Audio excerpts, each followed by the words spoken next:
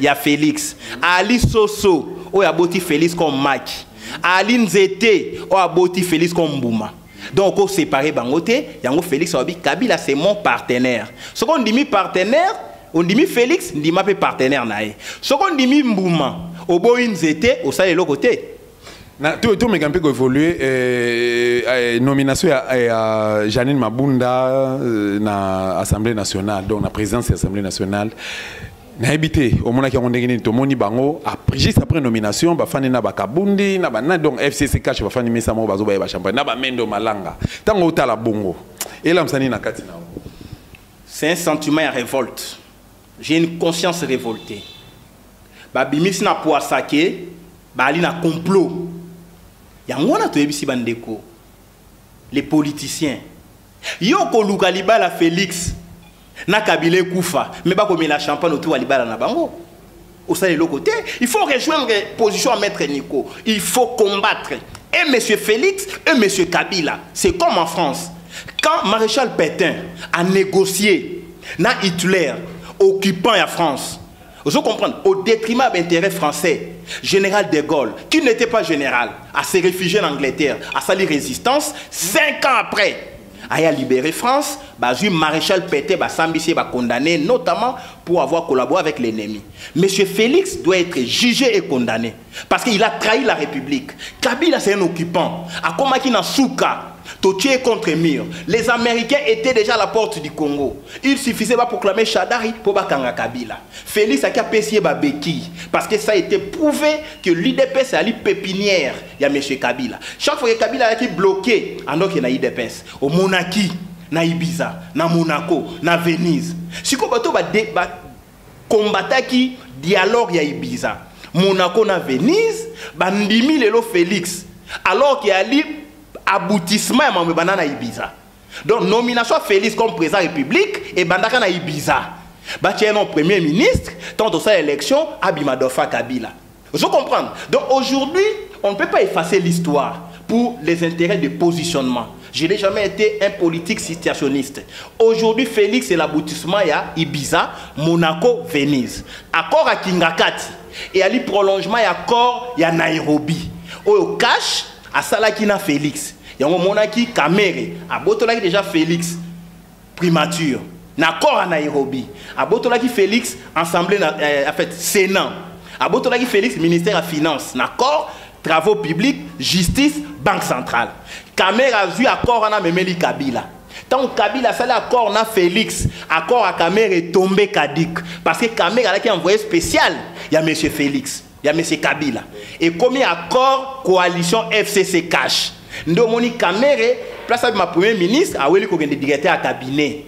Parce que poste à premier ministre est revenu maintenant à Kabila. Maintenant Kabila avait contrôlé Félix par les cabinets. Ndenge musée, bando contrôlé tant wayaki. Bachilaki babizima karara. Vous comprenez? Donc le pays est sous une occupation, un complot tel que l'homme fort aujourd'hui c'est M. Kabila. Tant on a nommé M. Félix la présidence. Félix avait 16%. Poser la question à Chadari et l'entourage de Chadari, poser la question à Félix et à Joate. Poser la question à Nanga. Nanga, il y a un monde à Nanga banga à Félix. Il y a un monde à Alexis Tamoumo banga à Félix. Chez Okitoun banga à Félix. Parce que Félix, ce qu'on met qui, au début nous avons pouvoir. Alain Atoundou bangonyoso. Tant on suspendait l'installation à Sénat. Donc, tant on a nommé na Kingakati, à 2 h du matin. À PCE pouvoir, le même accord, je mets quiconque au défi. Parce que j'étais secrétaire général, j'ai assisté à la réunion à l'Ikolo et Mboka. Le même accord, Félix a signé, c'est le même accord va présenter à Fayoulou. Dans le même terme, Fayoulou a refusé, Nandile à Madame Leila, ou à Monisco, Tobo et accord. Félix a dit le même accord. Accord, il y a une clause suicidaire, notamment, Kabila reste avec l'impérium militaire. Tout à fait. Félix a encore nommé na armée, na la police, na sécurité, sans valia, M. Kabila. Il y a un monarchie, na ANER, Balongoli, Kalev, Baché adjoint nae. Kakamoto Kabila nomaki. Na DGM, Bazui adjoint à Mati titulaire. Kakamoto Kabila tikaki. Bazui, Moutaïna chef à DGM a commis conseiller spécial en matière de sécurité à M. Félix. Kakamoto Kabila tikaki. Nous devons comprendre que c'est l'accord. yango nde koboma mboka yango yoki na Jeune Afrique du 6 au 9 mars bakomaki ete François Mwamba sali révélation à lobby na accord to signé na monsieur Kabila na Félix entre bango mibale Kabila yaki na apport militaire Félix a une adhésion populaire yango basali accord ba trouver modus vivendi wana maloba François Mwamba yango yoki Jean-Claude Katende Yazado a signé na monsieur Félix a publié accord à Kingakati parce que c'est dangereux ceux qui accord en se retourner contre yé a benga peuple au secours. Après cet exemple, l'accord à l'Emera, il s'est retourné contre Mouzé, Baboma et le accord. Donc, M. Félix, ce qui est habité, tant que Kabila a aussi lisa, qu'on installé Oyaye, on a nommé dans l'Assemblée nationale, Madame Janine Mabou. A nommé parce que l'élection, candidat unique, et elle a raté.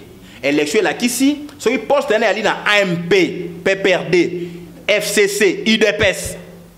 Na kati na bino misata otumi balé ba voter donc Janine ba ko tia Janine Mabunda ba tchepata mariage Lukiana siko les deux bali à majorité après bo sali choix laissez-vous comprendre c'est ça élection mais un candidat unique c'est un plébiscite il y a une nomination il a fallu pas passer une acclamation ba ko voter parce que la candidature unique a toujours voir mon leki vous comprenez on est à bon coco c'est ainsi que tant à tchè Janine na Sénat, na Assemblée nationale, à côté Alexis Tambwe Mwamba na Sénat, ou bien chez Okitoun, ou bien Oya Kolinga. Tant à côté Premier ministre, bah encercler Félix. Pour aujourd'hui, Kabila se rend compte que Félix a zoté pas. C'est pas un partenaire sûr. Tant à les États-Unis, je vais déboulonner le système. Pas le système. Je vais déboulonner la Kabylie.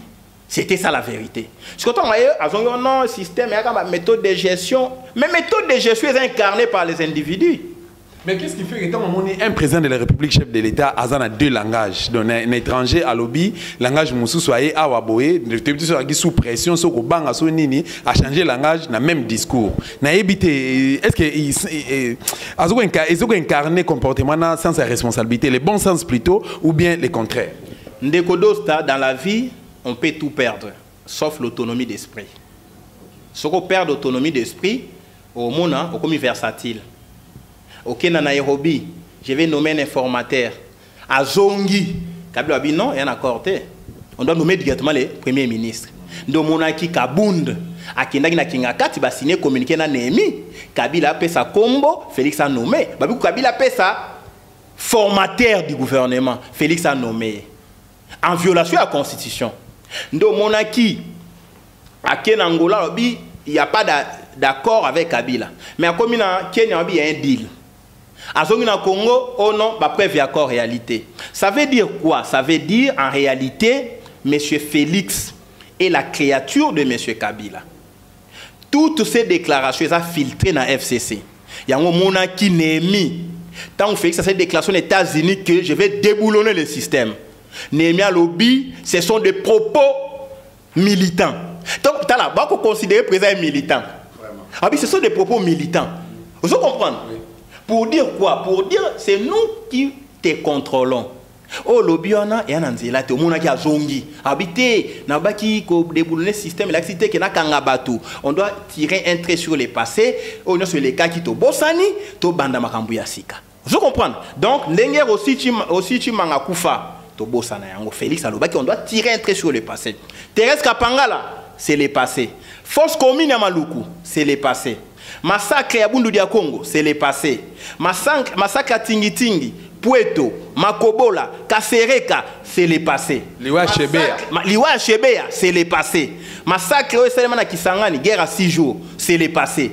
Pillage à ressources par les Rwanda, l'Ouganda, c'est le passé. Même 10 milliards au Ouganda, na Congo, c'est le passé. Même Kamwena Sapu, c'est le passé. Nemwanda Semi, c'est le passé. Est-ce que vous comprenez qu'il a peur d'être déboulonné par Kabila? Moi, je suis un niveau de réalisation, je suis signalé que mais c'est possible que 5 minutes achevé JCCG au Etikali et Amis Balé. Tout que nous avons vraiment les Kambola Mouka, mais tout les Kambola Mouka, Moutou Moutekoti Nakati a IDPS limité et pas Félix Kuna, force à programme avec fils Moukoko, Balobi, non à mariage à FCC cash. Et puis, tout le monde y a balabala l'autre fois, Bakangi Bango. Bah marché pe jeunesse une partie IDPS va marcher na Tchangou. Na ba koma iti na Betani na osenga ba libérer les combattants résistants fils Moukoko il faut ba tika mwana mobali wana ba li bato ba ko mona oyo ba leader rebelle ya IDPS ba ko mona te parce que Kabila a ko considérer Félix comme adversaire a ko tchaba bande ya ba déclaration Félix Nyonso ba déclaration ba Kabund Nyonso parce que na étude de personnalité ba ko zo ba maloboloba ba filtrer ba bi moto attention un accord mais eux ils en a motu na et tikala déjà ndé ba ko considérer Kabila Félix comme adversaire projet à monsieur Kabila